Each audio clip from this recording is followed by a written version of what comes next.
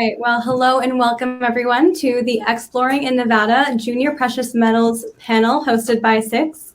We are joined today with the leaders of three companies working in Nevada. I'm pleased to introduce you to Chad Peters, President and CEO of Ridgeline Minerals, Andrew Pollard, President and CEO of Blackrock Silver Corp, and Mike Sieb, President of Getchell Gold. In this discussion, we will talk about what makes Nevada a world-class mining jurisdiction from the industry leaders that work there. And as a reminder, you can submit your questions at any time on the Q&A panel on the right-hand side of your screen.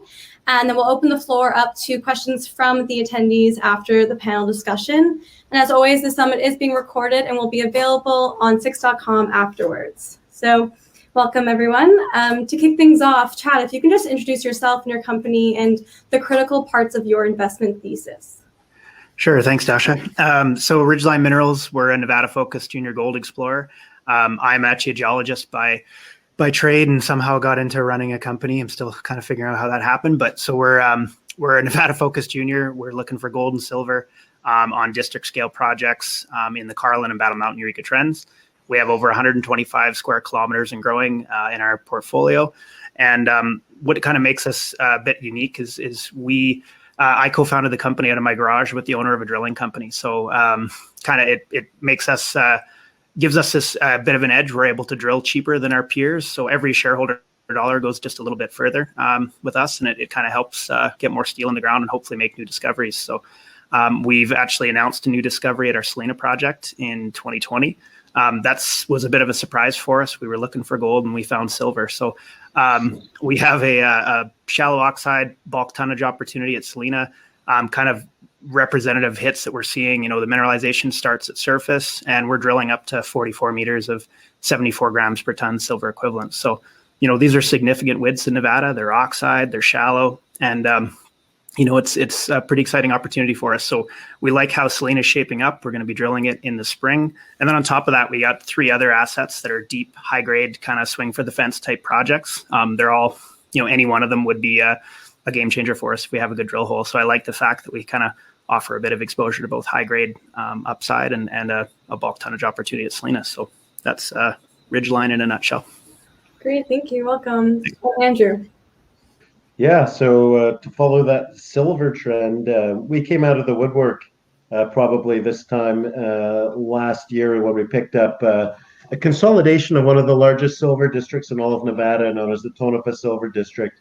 And we were the first group to consolidate it since production shut down nearly 100 years ago, and the first group to go in and start targeting the many historic mines on our property since production shut down. So our very first drill hole last year came out in at the very end of August, and it was a doozy. We hit 30 meters of just under a kilogram per ton silver equivalent, which added about $100 million to our market cap in the span of a few days, and had the likes of Eric Sprott and a number of large institutions calling us on the next day to get into the story. And since then, we've become more than just a one drill hole wonder. We've now got multiple historic mines on our property, which we've had massive success in delivering just solid drill hole after solid drill hole, to the point now we're going from maiden round of drilling last year to working towards delivering a maiden resource estimate on just one of the historic mines on our property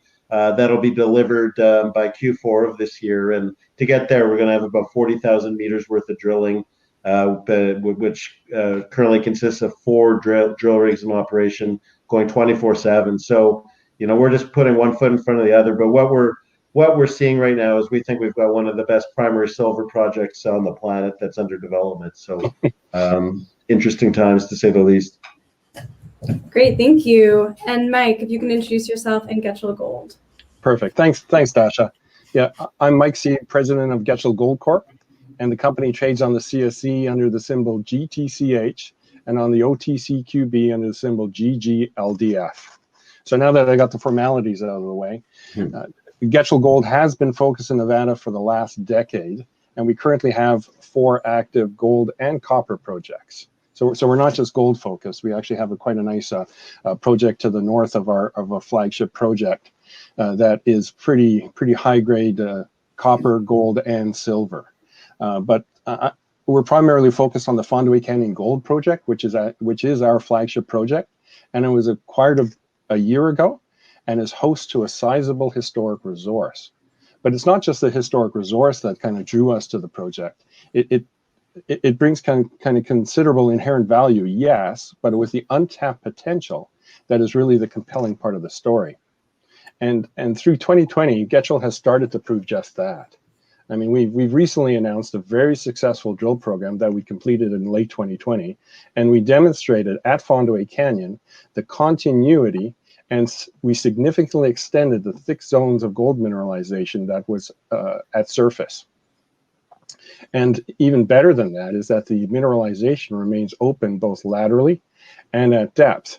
And the mineralizing system at Fondaway, we perceive anyways, is actually more extensive than previously thought. So in 2021, what we're kind of looking forward to this year is that the company will kind of continue to expand on its recent successes. And we expect to actually be one of the more active junior mining companies in the region. And we're sitting quite comfortable. I mean, the company has cash in the bank, and it is estimated that an additional $3 million will be brought in over the next year in warrant conversions. So, again, we're sitting quite nice. So, basically in summary, it should be actually quite a good year. And I do invite any viewers out there to definitely check us out. Great, thank you so much. So for those of our attendees who might not know, I just wanted to talk about Nevada itself and what are some of the primary benefits of operating in Nevada? If Chad, you can kick us off. Sure. I bet you we're all going to have pretty similar answers here, but aside from the fact that Nevada has, just a huge mineral endowment as far from an exploration and production standpoint, you have great access to infrastructure, skilled workforce, really favorable permitting timelines as far as, once you get a permit in Nevada, you have it. It's not going to get pulled away from you or the mine nationalized. So, I think when you look worldwide, Nevada is one of the most favorable jurisdictions to be. Great. Anything to add, Andrew, Mike? Yeah, well, it was certainly, everyone knows this, but Nevada, if it were a country, it would be the 5th largest gold producing country on the planet.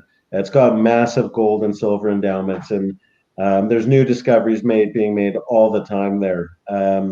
It's a great place to operate because of that, because it's an expansive state. Very little of it's actually been sufficiently drill tested. Even lots of these historic districts, many of which have been hiding in plain sight, have remained untouched for various reasons, including ours. But the best place to make a discovery is around old ones, and there's plenty of those in Nevada, and there's plenty of upside still left to be had there. That's the one thing we know for sure. Right, absolutely. Mike, anything to add? Yes, well, if anybody's familiar with Nevada, I mean, mining is entrenched in the history and actually in the current stream of Nevada. I mean, there's huge incentives to continue on the production. There's 23 producing gold mines currently in Nevada. And for a center of operation, I mean, that's just a spectacular statement in itself. So it's a wonderful jurisdiction to work in. As what Chad said, is there's distinct, understood pathways to go from discovering something to permitting and through development. So there's no surprises, and the state by itself and all the organizations that kind of support the state are kind of working in unison, and you can't really say that about very many jurisdictions in the world. Yeah, and to add, it's all relative, right? So this is a global industry, and we are comparing ourselves to other jurisdictions in the world. Capital will go where it has the highest chance of success, and one of the nice things about Nevada, unlike, say, South America, for example, was the fact that as COVID emerged early on, Nevada was deemed an essential business, and not one single mine shut down for one day down there due to COVID policies. They kept them open. There's lots of South American companies that were really, really hit hard due to those policies. And you add on to that safety issues, like having to deal with cartels and tax regimes that always seem to want to get more and more and more. Nevada, you just sort of have that peace of mind that the deal you put in place and the mine you finance to build, they're going to get out of your way when you do it. And that's why you're starting to see companies that never would have even considered wanting to go into Nevada at one point pick up and start putting investment dollars elsewhere. First Majestic's a good example. You know, their motto for the last 15, 20 years was one country, one commodity. They were in Mexico. They just switched their policy, and that was due to a number of issues they identified in having to work down there. A lot of that was COVID. A lot of that was tax issues with the government wanting more, and they took their money elsewhere. Money flees, and it found a new home in Nevada, and that was for that one reason. So I think as a mining jurisdiction moving forward, Nevada's going to be the place to be, and you're going to see lots of other companies want to spread around that jurisdictional risk and maybe find a home for the many operating mines and the many new discoveries and those under development. That's a good point. I think that all combines to what people call the Nevada premium. A lot of folks refer to, which is, it sounds like a little glib, but it's actually a real thing. Like, Andrew's company's had some great success, and I think that's, it's really on the map right now. And I think all three of us have established, great land positions because the cost to entry to Nevada isn't cheap, and it's only getting more expensive. And so companies that are already established heading into it, hopefully as a bull market, is going to see hopefully a lot of good movement on their stock. Yeah, I mean, it's basically the force of gravity is increasing in Nevada, and you actually see it attracting more people in it relative to, again, the other jurisdictions in the world that are getting more and more difficult every day. Yeah, we can go into more detail on that. How does Nevada compare to the other top world-class jurisdictions? It's I guess I'd like to say it doesn't compare, but it does. It's right at the top in the, I think the Fraser Institute ranks it at the top pretty much consistently every year in the top 3. I think this year it was number 1. I think that, all the reasons we mentioned previously, but also, one of the things that I think Nevada could do better is we should be providing more incentives for small exploration companies like ours to be doing business in Nevada, flow through stuff that you see that's really actively used in Canada. It's not an option for a group like ours, right? We're spending hard dollars, with no tax break whatsoever for it. So although it's a great jurisdiction, I think that's one area that Nevada could be doing better to even attract more investment.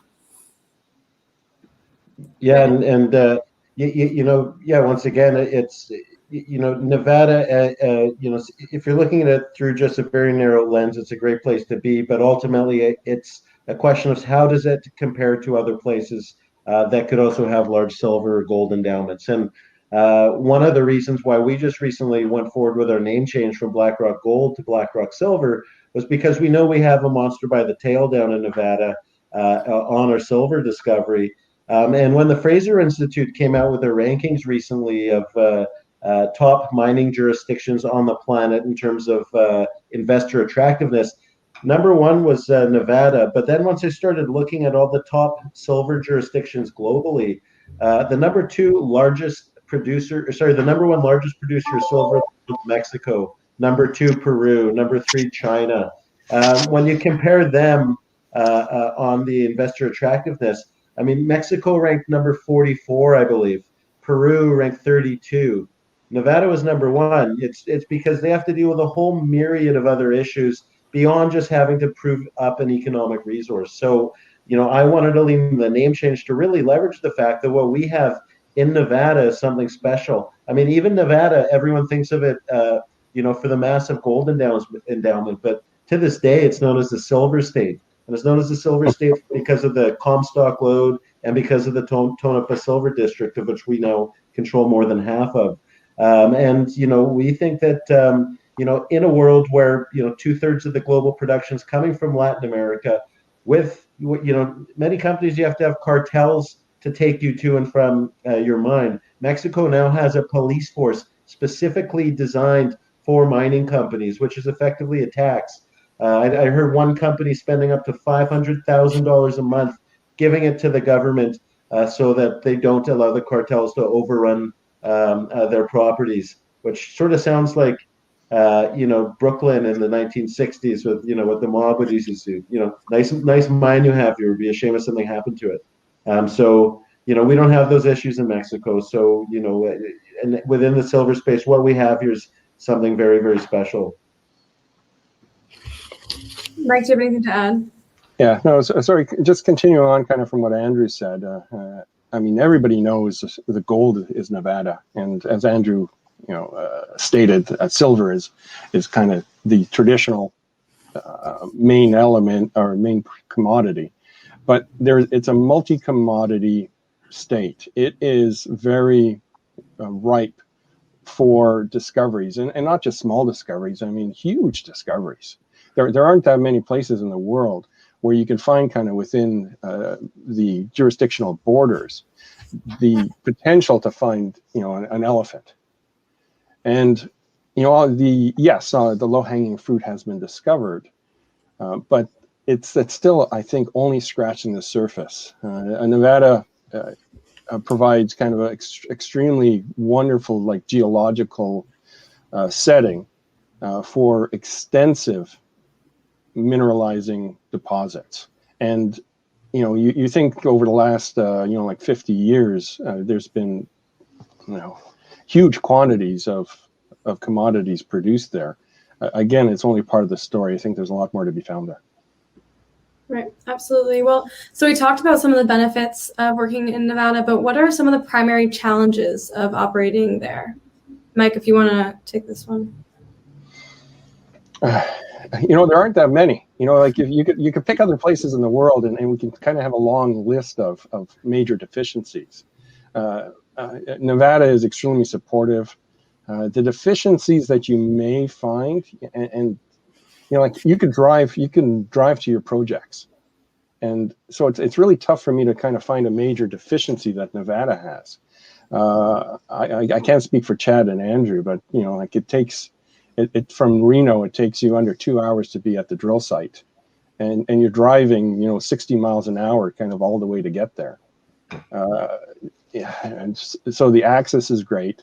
What could probably be increased, as what Chad touched upon earlier, is maybe incentives for the early explorers, because touching upon Nevada being kind of one of the best places in the world to explore and find discoveries, I think they can do a better job in assisting the companies to do just that, and having just some incentives for the early explorers to basically start moving projects along. That would probably be the best thing.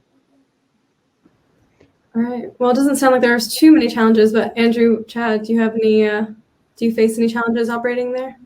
The biggest challenge I have when I go down to our drill site is deciding if I want to walk to A&W or walk to Subway to get lunch, because I don't have to drive to the project. The project's literally right next door to the town of Tonopah. So you have everything from power, infrastructure, water, roads. I mean, there's casinos. I mean, it's too good to be true from that perspective. It's unlike any other sort of project I've come across, just because you're literally right next to a small town, and it's a pro-mining town too. So permitting's a cinch. In fact, our land holding is about 90% of it's on patented claims, meaning privately owned. So we're not even dealing with federal or state regulators on most of our permitting. We're able to fast track even what already is a fast track process in Nevada versus other jurisdictions around. So I work. My brother runs a company that's based in BC, and I hear the headaches that they have to go through. Nevada, I'm like, my goodness, why would you guys choose to put your focus there?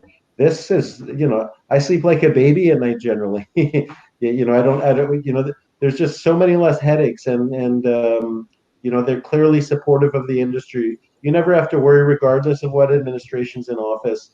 They're not going to be messing with a good thing to any great extent. So I think other than maybe a tax credit type system to help fund generative exploration, that would be nice. But at the same time, I'm not going to kick a gift horse in the mouth either. Right. I mean, I don't know. The decision between A&W and Subway is a difficult one.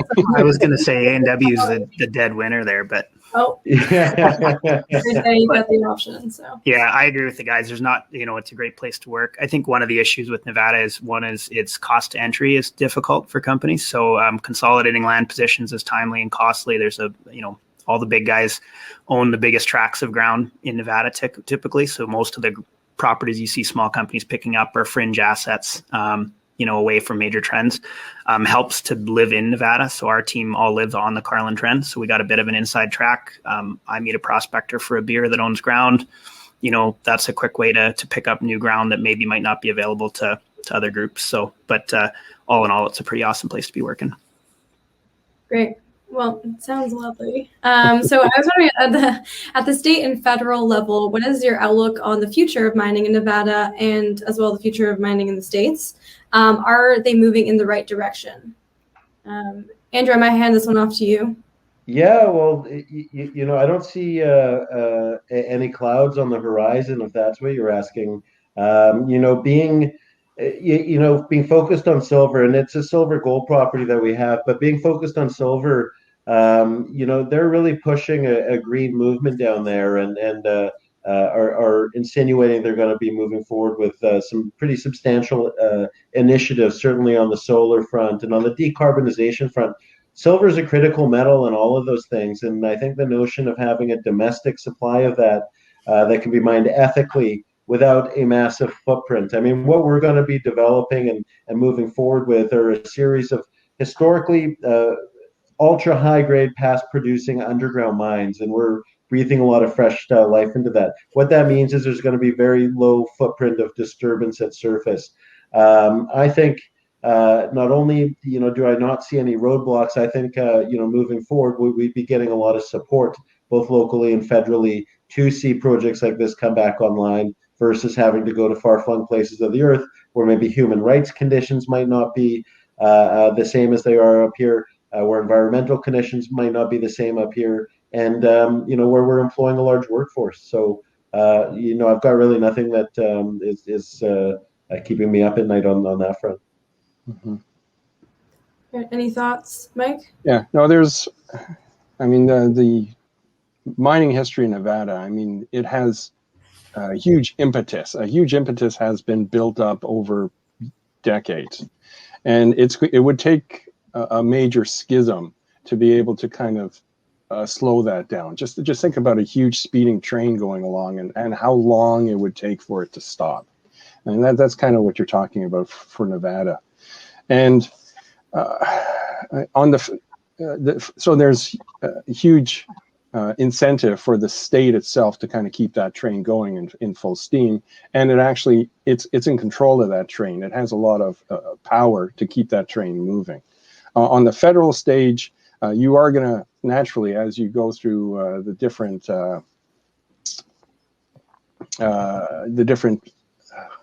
parties in power, you are going to see some variances in regards to what people will focus on and what potential sticking their fingers in the pie that they would like to do. But I think that's just a small variance that really will not affect that speeding train. Chad? Yeah, at the federal level, I think, like Mike was saying there, it's probably not going to change dramatically. And I think especially with kind of the green revolution that's going on, especially with the new administration, there's a recognition that the critical minerals are required to kind of put that stuff forward. So I think, we're not going to see huge changes there.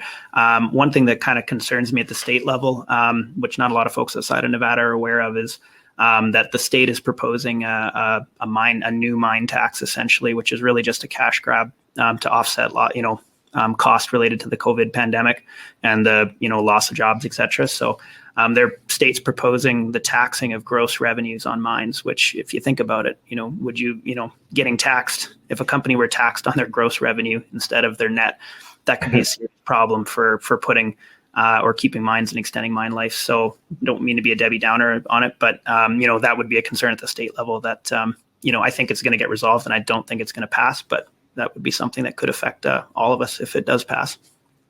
And I think, it's not just Nevada that had to deal with COVID. I wouldn't be surprised to see headlines like that come up pretty much every jurisdiction on the world, because countries ultimately like other people's money, and they're going to find a way to try and get it. I think Nevada is the one place where you're going to see such a pushback on something like that I don't see much chance of that actually happening. But you're going to see that everywhere else too. So it's just sort of, we're all, as they like to say, we're all in this together. Yeah, well, I don't want to go too much into COVID, but I was just wondering how the pandemic did affect your operations for each of your mines. Well, the number of the general factors, and one, of course, is travel. I'm based in Vancouver, and our project is in Nevada. We do have people in the States who can kind of stick handle things, but a lot of our technical team is up here in Canada.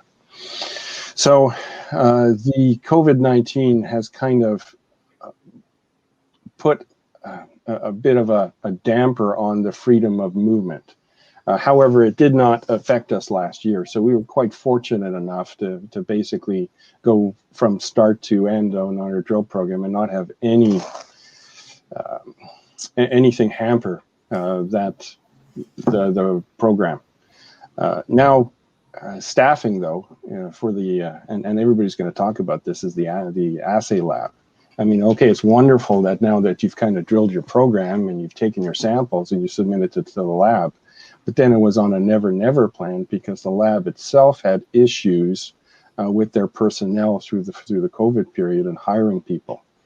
And so this was kind of one of the longest waits that I've ever endured for samples. So that was a direct impact. That definitely kind of set us back on the time schedule awaiting our assay results, which of course were wonderful. Of course. Just building suspense. Yeah, I think a lot of people are finding that the delay times have been an issue. But Andrew, Chad, any other challenges during COVID? Go ahead, Andrew. This time last year when things were getting potentially really scary in the news, and people had no idea just how bad it was going to be and what the mortality rate was going to be, and you saw the videos of people just dropping over in the streets in China, and it looked very, very scary. So we did have an ongoing drill program going on at the time, and we decided to cut it short, just to wait until there was a better idea of what the guidance was going to be and what we could do to mitigate the risk. We called it short by one drill hole, and then it gave us time to do some retargeting. It also gave us time to this time last year, the markets were absolutely whipsawing up and down, and no one knew what was going to be happening from that standpoint either. So we were able to wait it out, get better guidance, and when we were able to get back going, everything just started lining up with an emerging bull market in precious metals. I mean, everyone remembers what it was like between maybe late April to early August. I mean, it was just a steady, frothy build, lots of people jumping back in, and it was a fun time for everyone. And, COVID ever since then had very, very little effect on what we're doing. Obviously, we do follow the CDC guidelines down there, but, at the site, we've had zero positive cases. It hasn't slowed us down one bit. In fact, we keep scaling up. We've got more people at our site now than we ever have at any other point in history. Oh, that's great. Chad? Yeah, it didn't slow us down very much. We all live down here, so I bought a 20-foot travel trailer, and all three of us slept out in the woods for 6 months, working on each of our projects. So that's the best form of social distancing we could come up with. So, I partnered with a drilling company when we founded the company, so access to rigs was a non-issue. I prepaid my assays to the lab 6 months in advance, which guaranteed us 3-week turnarounds through the COVID pandemic. So we tried to be proactive with how we approached it, and it worked for us so far. So yeah, that's great. All right, well, I want to take a deeper dive into each of your respective companies. Are there any major catalysts coming up for you in the coming year that you are working towards, or any news that you wanted to share? We'll throw it back to you, Chad. Sure. We got a pretty busy spring, first half of the year planned. So from a catalyst perspective, we have a drill program at Salina, which is infill and step out drilling on our new discovery, the shallow oxide play down silver gold play in near Ely. And then we're going to follow up with a drill program at Carlin East. And that's a really exciting program. We've wanted to drill it for a few years, but with Barrick Nevada Gold Mines making a new discovery at their North Leeville deposit, which is only 3.5 kilometers downtrend of us on the exact same fault zone. So they're drilling, up to 23 meters of 33 grams per ton in the same host rocks that cut across our projects. So that's a huge potential catalyst for the company, and positive news out of that will be a game changer for us. Great. Yeah. Andrew. So, if last year was about making the discoveries at our property, this year is going to be focused on showing the market just how big these things can possibly be. So we've got a multi-pronged drill program going on right now with about 40,000 meters laid out. I'd be shocked if we don't drill much more than that. But that focus of that drill program, I've got 2 rigs just living in one of our target areas, which was the last producing silver mine in the district when production shut down due to low metals prices in 1930. And what that's going to be doing is that's the focus on delivering the resource estimate.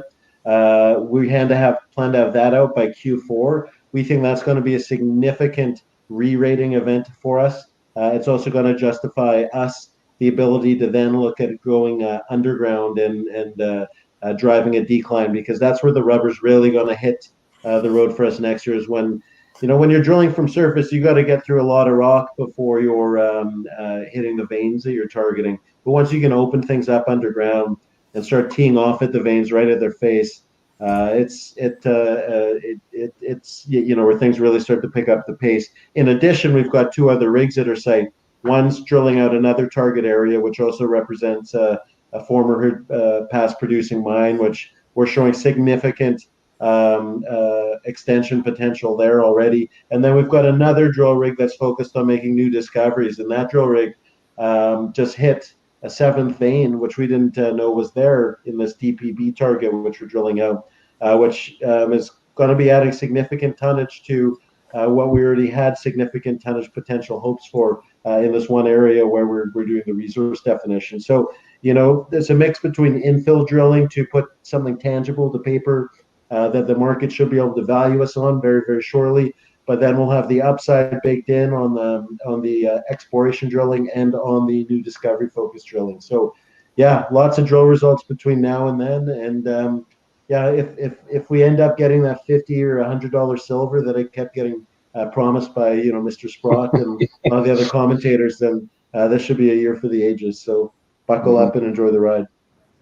All right. Well, looking forward to it. And Mike, what about you and Getchell Gold?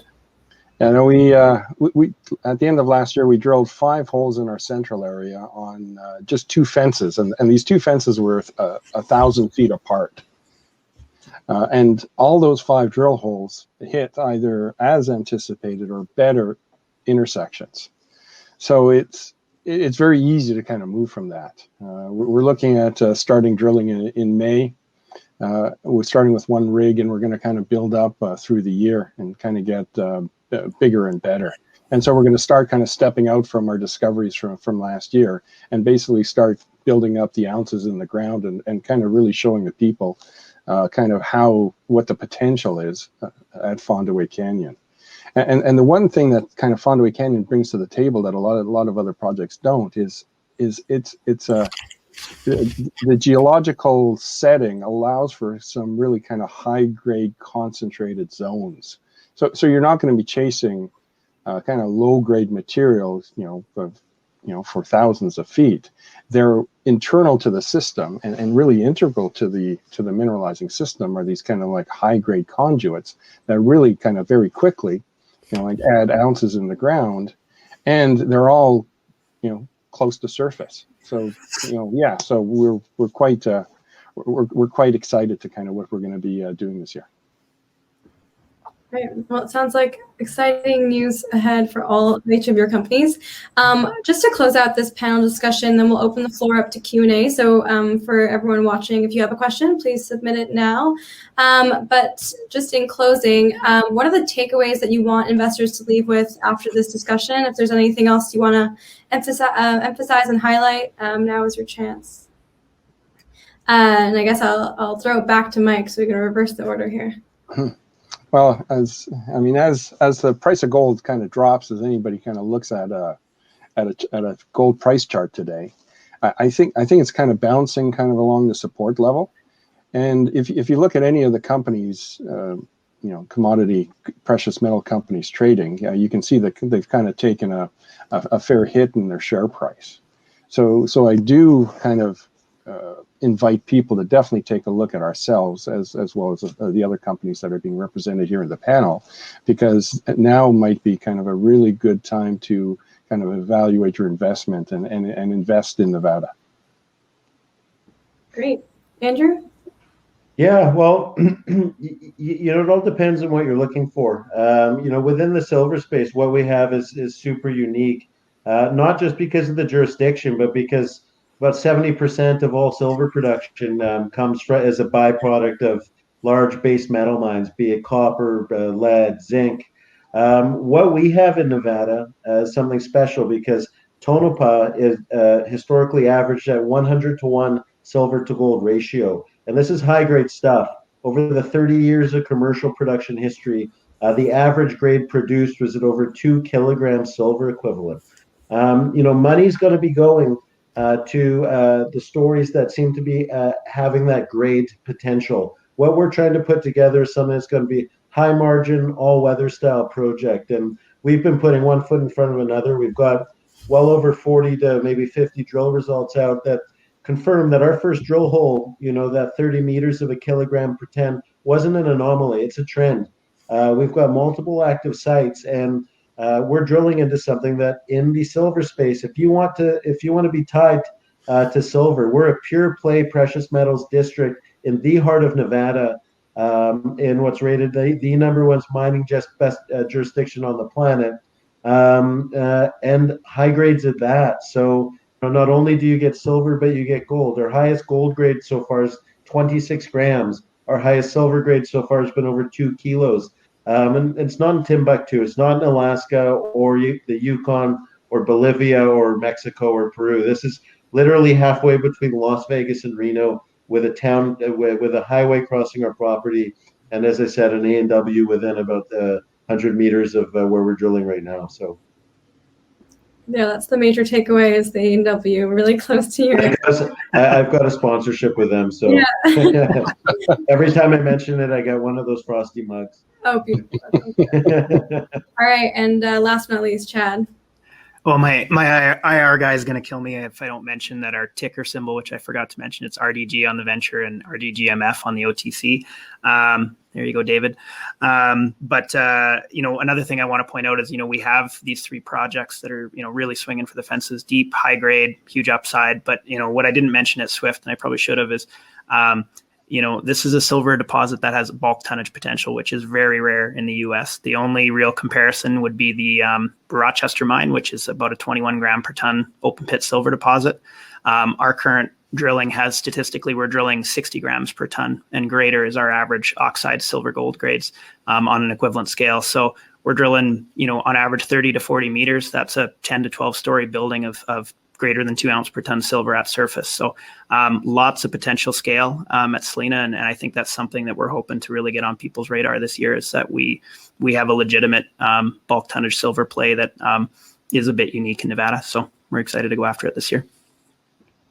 Great, absolutely.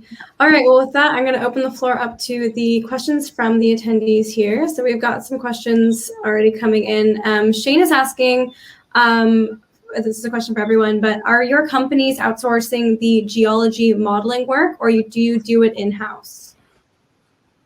For whoever wants to start. Yeah, well, we're fortunate to, the first hire I made when I joined Blackrock was the addition of Bill Howell as our executive chair. And he's also the technical driver for the company. But Bill, well before joining here, he used to be head of exploration for Placer Dome, which at the time, up until they were taken out by Barrick, was the third largest gold mining company on the planet, and also the mover and shaker when it came to Nevada exploration. I mean, he's literally worked on every large mine down there. He's he wears many hats down there, but modeling something that he's seems to be really really good at, and it's been amazing to see, with every drill hole we put out, to see the internal leapfrog model change and expand and grow and get more predictive. But to answer your question, he's the one doing pretty much making the coffee in the morning, turning the lights on, and picking out the drill sites, and then interpreting the data. So we do that all in the house.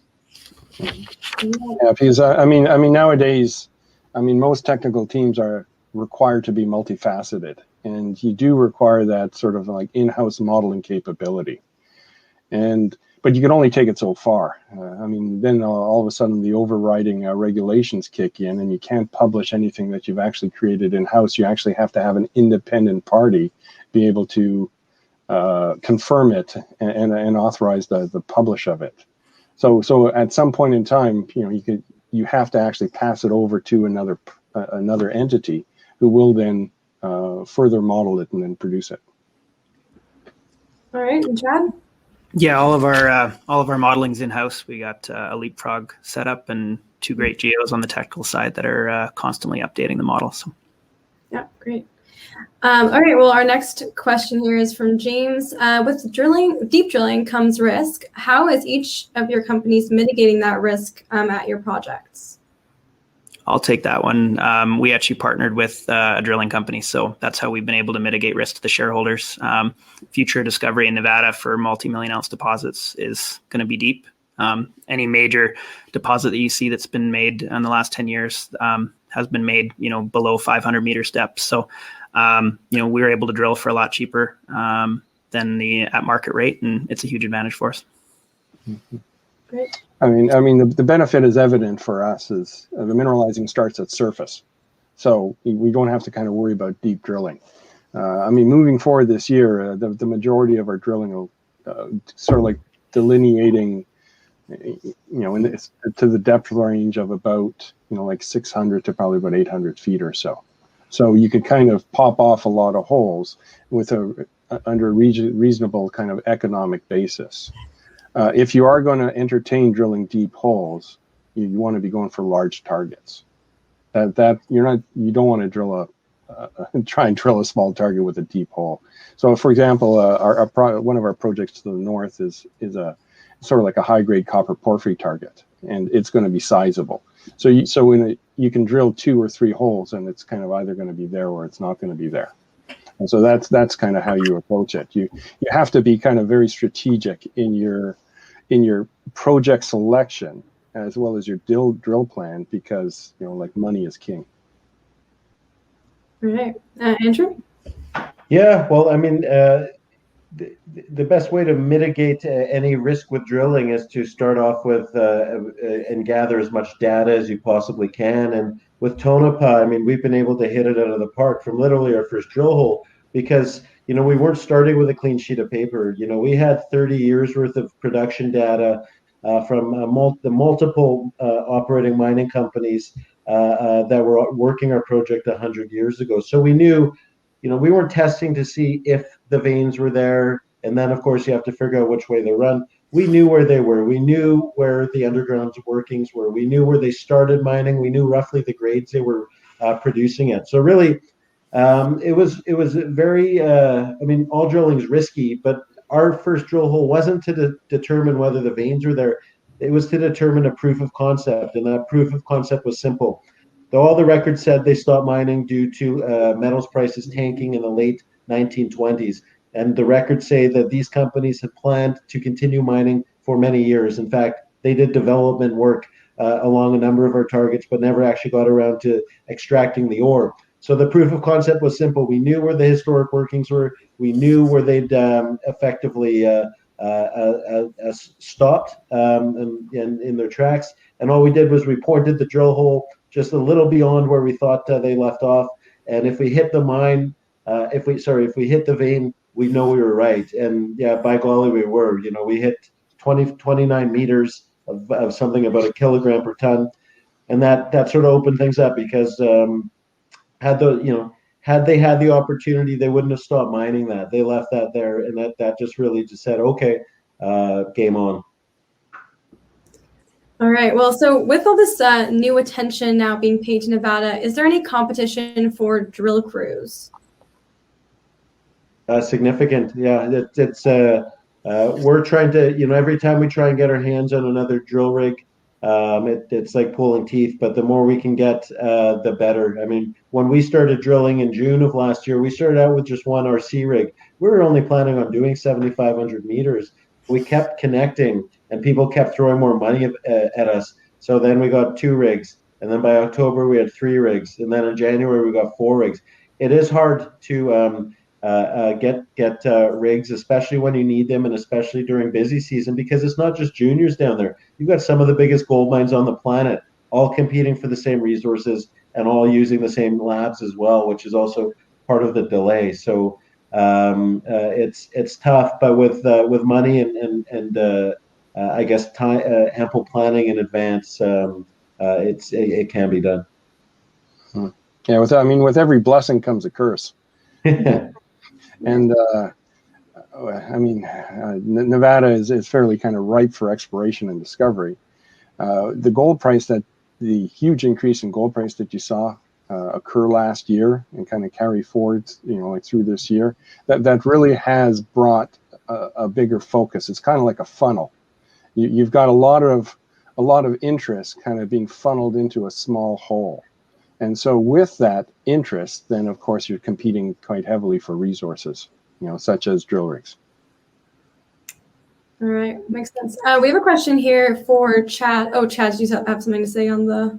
No, I'm just going to hit the drill contract home again. So like it beat it like we don't have to compete for drill rigs, at least on the RC side. And luckily, I've been living in Nevada for 10 years, so a lot of these guys that run the drill companies are my neighbors. So I see them at baseball or golf, and getting access to rigs is usually fairly straightforward. Got it. All right. Well, so I have another question for you about the bulk tonnage silver at Salina, the discovery that was made in 2020. Sure. Tom wants to know how you see that prospect bearing a resemblance to Rochester mine, and does 3 million, that one, okay. Thanks for your perspective on the state challenges. Okay, so I guess he's asking about question there. If it has a resemblance to a nearby mine. Yeah, well, it's still really early. Like when I make the comparison to Rochester, I'm more just talking, there's only one open pit silver mine in Nevada to speak of, right? So that's Rochester's the only one.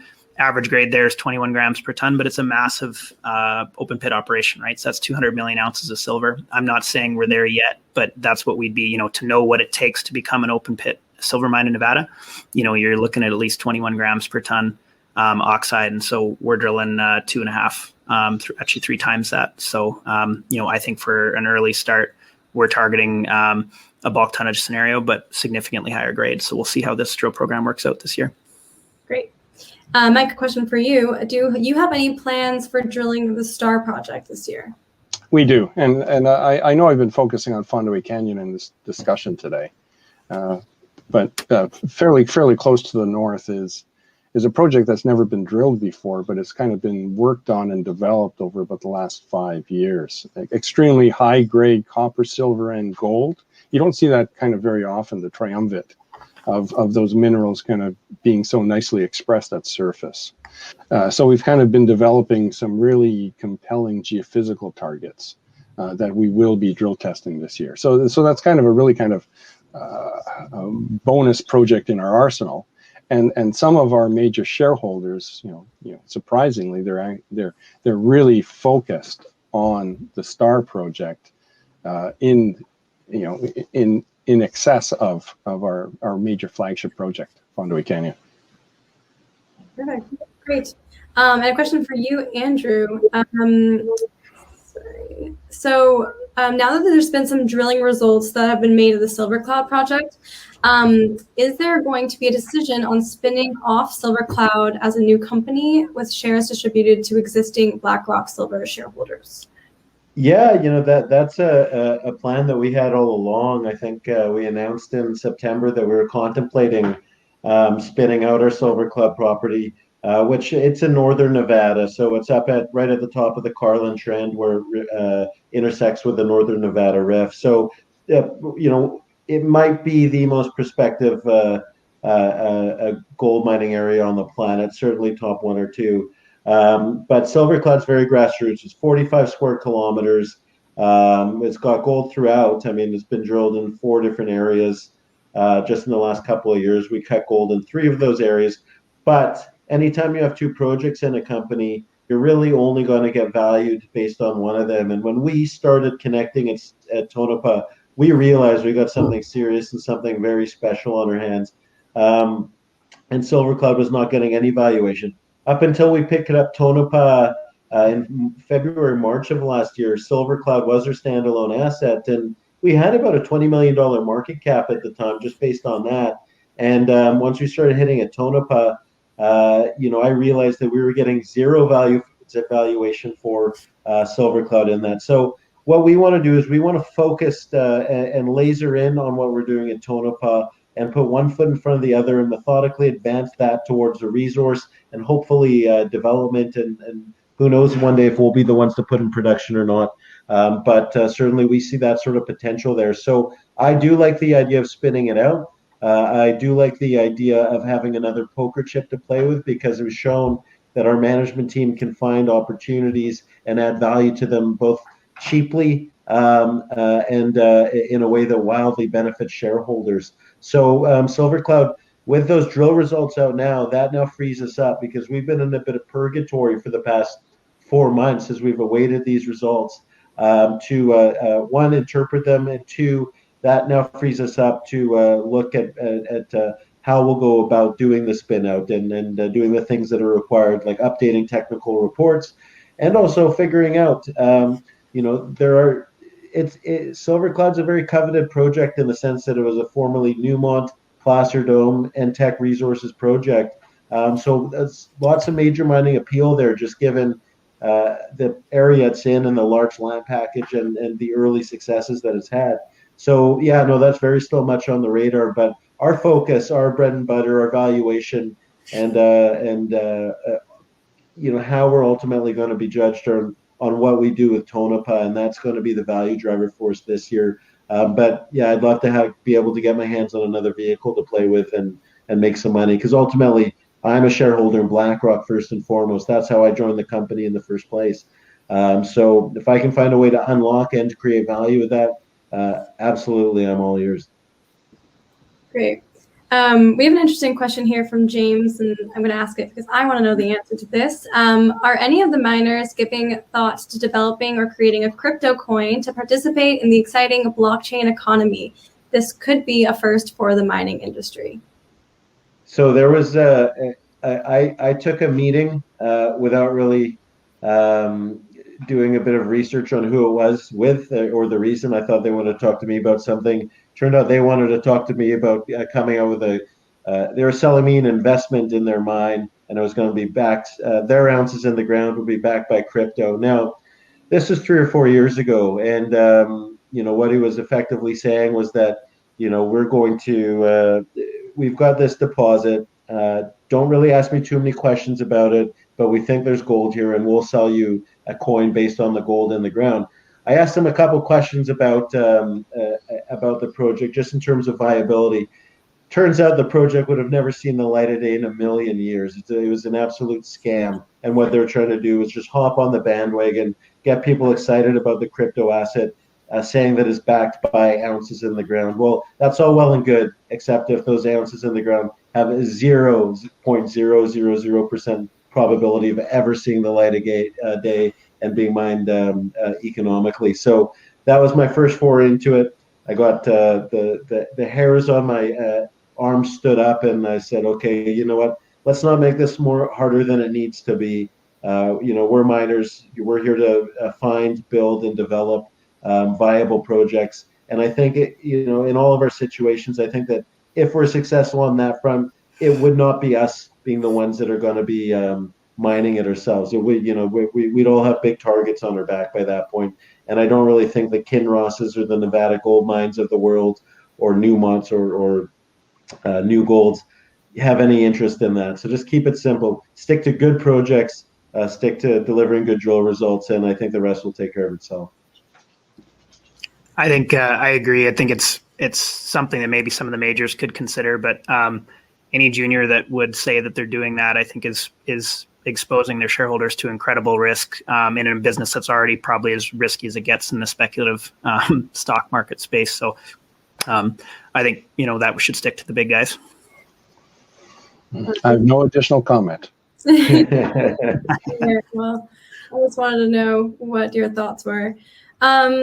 Mike, we have a question about Getchell Gold from James. He is a little bit less familiar with Getchell Gold, and he is asking, what is one undeniable justification for him to become an investor in Getchell Gold Corp? Well, the simple answer is growth and value. And I mean, when we were, this was a little over a year ago, and we were kind of looking around for projects.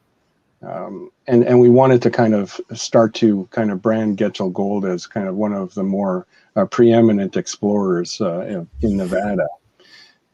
We were looking for a project that not only kind of could provide us with that foundation that would kind of set us up for that growth path, but actually had that, apparent untapped potential that we can very easily kind of or very readily unlock in a short period of time.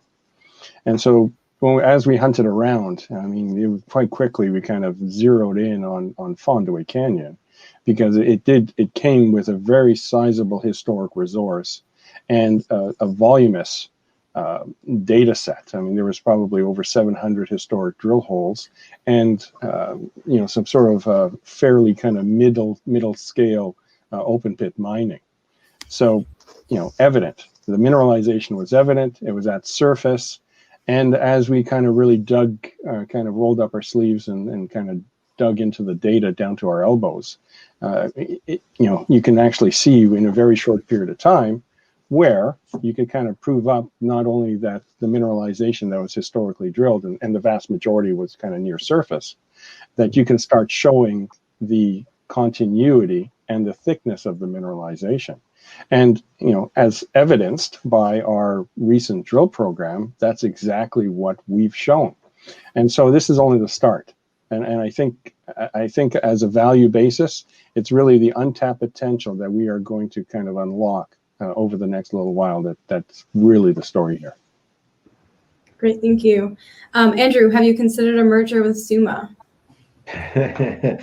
Yeah, so Summa Silver is right next door to us in Tonopah, so we control the western half of the district, and they control a large position on the eastern half of the district. And really, the story of Tonopah was the discovery was made on the eastern half by large outcropping veins at surface, and the mining started right away. They did do no drilling back in the day, and they followed these veins right at surface, along strike and down dip. So all the early production in the district happened on the east side. And then as companies came in and established a setup shop and started discovering new mines, it went westward. So the western side of the district was where the last of all of the commercial production there happened up until when metals prices in the late 1920s, early 30s. So from our perspective, the West always represented the blue sky. It represented certainly our the best looking targets that we were able to ascertain in the district. And we've been going pedal to the metal. So when we started drilling, I think Summa and I both came out with a planned 7,500 meter drill program. We did 30,000 meters. I think they ended up doing 15,000 meters last year, and there's still a lot of results from those pending. But they've had to stop and recalibrate, and I think they took 4 or 5 months off drilling, and they're going to get started again. While we've just kept going and going and going. So what I'd say is, there could be a possibility where it makes sense, but what we're defining, we're our model is coming together with every new drill hole we get. We've got 2 historic mines that we're showing significant new life potential to. If there's if there's a way to bring them in that made sense from a valuation perspective, we consider it. But right now it's far too early because there's just not enough data from what they're doing so far. But in a year or two, maybe. But I want to try and establish our data first, and that's on the back of the drill resource that we're going to be putting out by the end of this year. I think that's going to be the game changer for us, and then from there, maybe we can start picking off some smaller companies that could be accretive. Great. Well, thank you all so much. This is all the time we have for today. An hour goes really fast when it's such great discussion. So I want to thank you all, Chad, Andrew, Mike, for your great insights and discussion today and taking us through the live Q&A. I also want to thank everyone who submitted questions and joined us at this panel. If we didn't get a chance to answer your questions, or if you think of one after, we will be emailing out a short survey, and you'll be able to leave your contact details, and we can put you in touch with any one of these companies. And with that, I'm going to close things off and thank you again for taking the time to join us today.